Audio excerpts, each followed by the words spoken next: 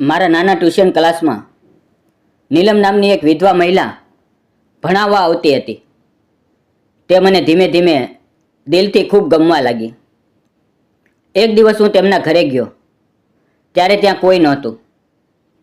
તેણે મને અંદર બેસવાનું કહ્યું અને પછી જે થયું. મિત્રો, વિડીયોમાં આવતા નામ, પાત્ર અને ઘટના માત્ર કાલ્પનિક છે. આ વાર્તા મનોરંજન અને પ્રેરણાત્મક હેતુ માટે બનાવવામાં આવી છે.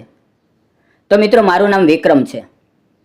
હું એક નાના શહેરમાં ઘરે ચાલતા નાના ટ્યુશન ક્લાસમાં બાળકોને ભણાવું છું. મારું જીવન બહુ સરળ અને એક જ જેવું ચાલતું હતું, પરંતુ અંદરથી હું ઘણો ખાલી અને ઉદાસ અનુભવતો હતો. કારણ કે મારી પત્ની ગીતા થોડા વર્ષ પહેલાં એક અચાનક હાર્ટ એટેકથી આ દુનિયામાંથી ચાલી ગઈ હતી. હવે તેના વગર ઘરમાં એક અજીબ શૂન્યતા હતી. તેની તસવીરો, તેના વપરાયેલા કપડાં, તેની પસંદની વસ્તુઓ, મને બધું જ તેની યાદ અપાવતું હતું. દરરોજ સવારે ઉઠીને ટ્યુશનની તૈયારી, બાળકોને ભણાવવા, તેમની નાની મોટી મુશ્કેલીઓ સાંભળવી. આમ દિવસ ખતમ થતાં ઘરે પાછા આવીને એકલા ભોજન કરવું. હવે આજ મારું રોજિંદું જીવન બની ગયું હતું. રાત્રે જ્યારે શહેર ઊંઘી જતું ત્યારે મારા મનમાં એક જ પ્રશ્ન ગુંજતો: શું આખું જીવન આ એકલતામાં જ વિતાવવું પડશે? શું ક્યારે ફરીથી કોઈ મારા જીવનમાં આવીને તેને પૂર્ણ કરશે?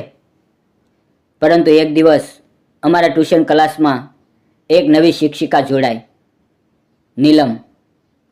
તે ખૂબ શાંત, સમજદાર અને બાળકો સાથે અત્યંત પ્રેમથી વર્તતી હતી. તેના ભણાવવાની રીત એટલી મધુર હતી કે બાળકો તેના વર્ગમાં બેસીને ખુશ થઈ જતા. પહેલી વખત જ્યારે મેં તેને જોઈ તો લાગ્યું કે તેના ચહેરા પર કોઈ ઊંડું દુઃખ છુપાયેલું છે. તેની આંખોમાં એક પ્રકારની વેદના હતી, પણ તેમાંથી જીવન પ્રત્યેની આશા અને હિંમત પણ ઝલકતી હતી. ધીમે ધીમે અમારી વાતચીત શરૂ થઈ. ટ્યુશન પછી ક્યારેક ચા પીતા પીતા બાળકોની પ્રગતિ વિશે ચર્ચા થતી. ક્યારેક કોઈક વિદ્યાર્થીની સમસ્યા મળીને ઉકેલતા.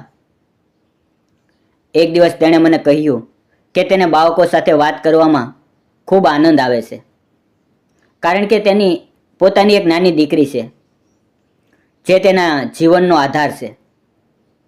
આ નાની નાની વાતોએ અમારી ઓળખાણને ગાઢ બનાવી. પણ એક અઠવાડિયું તે ટ્યુશનમાં ન આવી. મને ચિંતા થઈ. એક સાંજે હું તેના ઘરે ગયો. મેં ડોરબેલ વગાડતા તેણે દરવાજો ખોલ્યો. મને જોઈને તે થોડી આશ્ચર્યચકિત થઈ, પણ પછી મને અંદર બોલાવી અને ચા બનાવીને આપી. મેં પૂછ્યું, કેટલાક દિવસથી નથી આવ્યા, બધું ઠીક છે ને? તેણે ધીમેથી કહ્યું, મારી દીકરી સારિકાની તબિયત ખરાબ હતી, તેથી ઘરે જ છું. વાતમાં મેં તેના પરિવાર વિશે પૂછ્યું. તેણે આંખો નીચી કરીને કહ્યું, મારા પતિનું 4 વર્ષ પહેલાં એક કાર અકસ્માતમાં અવસાન થયું હતું. હું વિધવા છું. મારી એકમાત્ર દીકરી સારિકા છે, માત્ર 7 વર્ષની. તેના માટે જ હું આ ટ્યુશન કરું છું, જેથી તેને સારું શિક્ષણ મળે અને જીવનમાં આગળ વધી શકે. એ વખતે મારા અંતરમાં કંઈક હલનચલન થઈ. મને સમજાયું કે તેનું દુઃખ મારા જેવું જ છે. મેં પણ મારી પત્નીને ગુમાવી હતી. મેં તેને વાત કરી. ગીતાની અચાનક વિદાય, તેના વગરની એકલતા, રાત્રે ઊંઘ ન આવવી. અમે બંને ઘણીવાર ચૂપ થઈ ગયા, પણ એ ચૂપમાં એકબીજાના દર્દને સમજવાની શક્તિ મળી. મેં મનમાં નિર્ણય કર્યો કે તેને ક્યારેય એકલતાનો અનુભવ થવા નહીં દઉં. ધીમે ધીમે મારી ભાવનાઓ પ્રેમમાં બદલાઈ. હું અવારનવાર તેના ઘરે જતો, સારિકા સાથે રમતો, તેને વાર્તાઓ સંભળાવતો, તેની સાથે રંગોળી બનાવતો, તેને ચોકલેટ લાવી આપતો. સારિકા મને વિક્રમ અંકલ કહીને બોલાવતી અને તે મારી પાસે આવીને તેની સ્કૂલની વાતો કરતી. એક દિવસ તેણે મને કહ્યું, અંકલ, તમે અમારા ઘરે આવો, ત્યારે મને લાગે છે કે પપ્પા પણ આવી ગયા છે. એ શબ્દોએ મારું હૃદય ભીંજાઈ ગયું. મને લાગવા લાગ્યું કે મારા જીવનની ખાલી જગ્યા ધીમે ધીમે ભરાઈ રહી છે. છેવટે એક રવિવારે મેં નીલમને સીધું કહી દીધું, નીલમ, હું તને પ્રેમ કરું છું. તું વિધવા છે એ મારા માટે કોઈ મુદ્દો નથી. મને તારી હિંમત, તારી મમતા અને તારી જીવન પ્રત્યેની લગાવ ખૂબ ગમે છે. હું તને અને સારિકાને મારા જીવનનો અભિન્ન ભાગ બનાવવા માંગુ છું. અમને એક સુખી પરિવાર બનાવવા માંગુ છું. મારા શબ્દો સાંભળી તેની આંખો છલકાઈ ગઈ. તેણે ધીમેથી કહ્યું, વિક્રમ, મેં ક્યારેય વિચાર્યું નહોતું કે મારા જીવનમાં ફરી આટલો સાચો પ્રેમ આવશે. તમે સારિકાને પણ પોતાની દીકરી જેવી અપનાવશો એ જાણીને મારું મન શાંત થઈ ગયું છે. આ પછી અમારા સંબંધો વધુ ગાઢ થયા.